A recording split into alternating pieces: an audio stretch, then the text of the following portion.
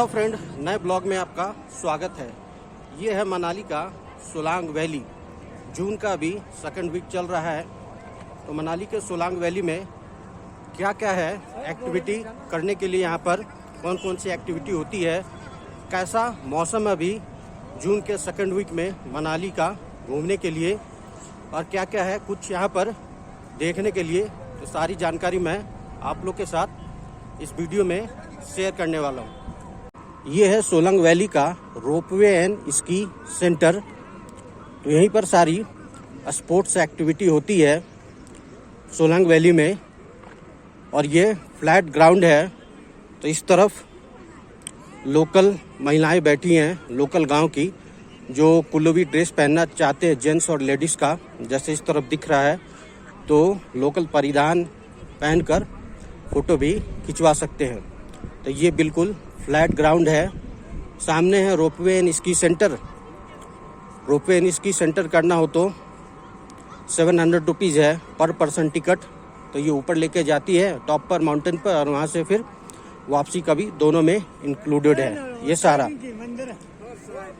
इस तरफ देखेंगे तो सामने की तरफ है उधर पैराग्लाइडिंग काउंट। तो पैराग्लाइडिंग करना हो तो पैराग्लाइडिंग है।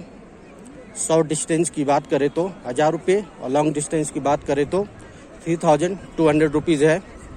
उसमें आधे घंटे तक पैराग्लाइडिंग करेंगे, शॉर्ट डिस्टेंस में 5 मिनट तक सिर्फ पैराग्लाइडिंग करेंगे। और ये जो फ्लैट सरफेस लैंड दिखाई दे रहा है, ये है पैराग्लाइडिंग लैंडिंग पॉइंट। तो जो भी पैराग्लाइडिंग करते हैं यहीं पे लैंड होता है। और सामने जो हाईवे दिखाई दे रहा है वो जाता है केलांग लेह लद्दाख की तरफ, और उस तरफ चला जाता है मनाली की तरफ। अभी टेम्परेचर की बात करें तो क्या टेम्परेचर हो रहा है यहाँ पर, तो मौसम यहाँ पे खुशनुमा बना हुआ है। दोपहर का समय है, फिर भी तापमान मुश्किल से 20 डिग्री के आसपास होगा, और शाम के टाइम में तो ये 10 डिग्री के आसपास हो जाता है यहाँ का तापमान। तो मौसम यहाँ का प्लेजेंट है घूमने के लिए। और जब बरसात का महीना आएगा अगस्त के आसपास, तो और मौसम ठंडा होते जाएगा। तो जून के बाद जुलाई में सबसे ज़्यादा यहाँ पे गर्मी होती है। उसके बाद धीरे धीरे मौसम बिल्कुल ठंडा होते जाता है। ये रोपवे एंड स्की सेंटर, इसी में पंजाब नेशनल बैंक का ATM और एक कैफ़े भी, जहाँ पर खाना भी खाया जा सकता है, और ATM से पैसे विड्रॉ करना हो तो वो भी किया जा सकता है। इधर फ्लैट ग्राउंड है इस तरफ, और ऊपर से शॉर्ट डिस्टेंस वाली पैराग्लाइडिंग होती है। तो यहाँ पर पहुँचकर आपको यदि बैठना है फैमिली के साथ 1-1.5 घंटे के लिए, खाना पीना है, तो इस तरफ आकर आप बैठ सकते हैं। नीचे घास है हरी हरी, और यहाँ से माउंटेन का व्यू भी आप देख सकते हैं साथ ही साथ। तो इस तरह से आप यहाँ पर बैठकर सोलंग वैली के नज़ारे का लुत्फ़ उठा सकते हैं। अब बात करें सोलंग वैली आप पहुँच कैसे सकते हैं। सोलंग वैली आप आ सकते हो यहाँ पर स्कूटी या बाइक हायर करके, टैक्सी हायर करके आ सकते हो। जो लोग पब्लिक ट्रांसपोर्ट से आना चाहते हैं तो मनाली से सोलंग वैली के लिए बसें भी चलती है, और मनाली से केलांग के लिए बसें चलती है जो सोलंग वैली होकर जाती है। तो सुबह 6 बजे से लेकर शाम को 6 बजे तक लगभग आपको इस रूट में बस मिल जाएगी यहाँ तक आने के लिए। और यहाँ से वापसी में यदि आपको जाना है सोलंग वैली से मनाली की तरफ, तब भी आपको सुबह 6 बजे से लेकर शाम 6 बजे तक सरकारी बसें अवेलेबल होती है सोलंग वैली के बस स्टॉपेज से।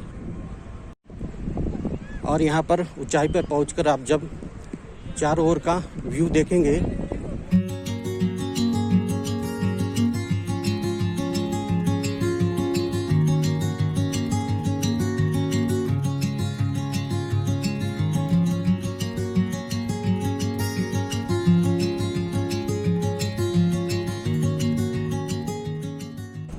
यहाँ पर यदि हॉर्स राइडिंग करना हो तो हॉर्स राइडिंग भी कर सकते हैं। 100 रुपया लेते हैं लोकल हॉर्स राइडिंग का। और यहाँ से अंजनी महादेव जाना हो तो हॉर्स के थ्रू भी अंजनी महादेव जा सकते हैं, या फिर ATV बाइक चलते हैं उससे भी आप अंजनी महादेव जा सकते हैं। तो ऐसे हॉर्स यहाँ पे अवेलेबल रहते हैं जिसकी सवारी आप यहाँ पर कर सकते हैं। ATV बाइक राइड करना हो तो ये है ATV बाइक, ऑफ रोडिंग के लिए ऑफ रोडिंग कर सकते हैं इस ATV बाइक में। ये है सोलंग वैली का एंट्रेंस पॉइंट, जहाँ से गाड़ियाँ आ रही है मनाली से। और इस तरफ है सामने सोलंग वैली का रोपवे स्की सेंटर। तो गाड़ियाँ पार्क हो रखी हैं। रास्ते में बहुत सारे अगल बगल स्टॉल बने हुए हैं खाने पीने के, तो वहाँ पर खाना पीना भी खाया जा सकता है।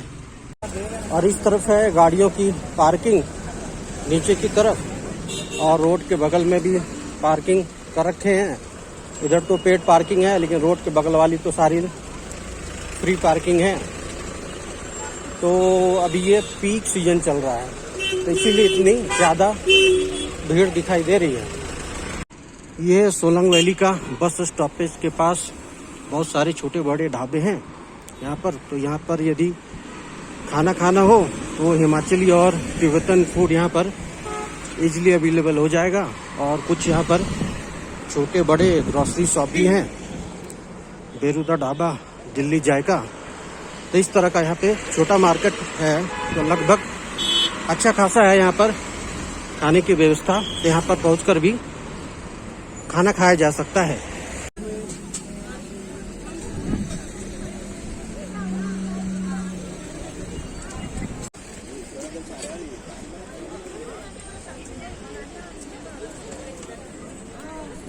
पहले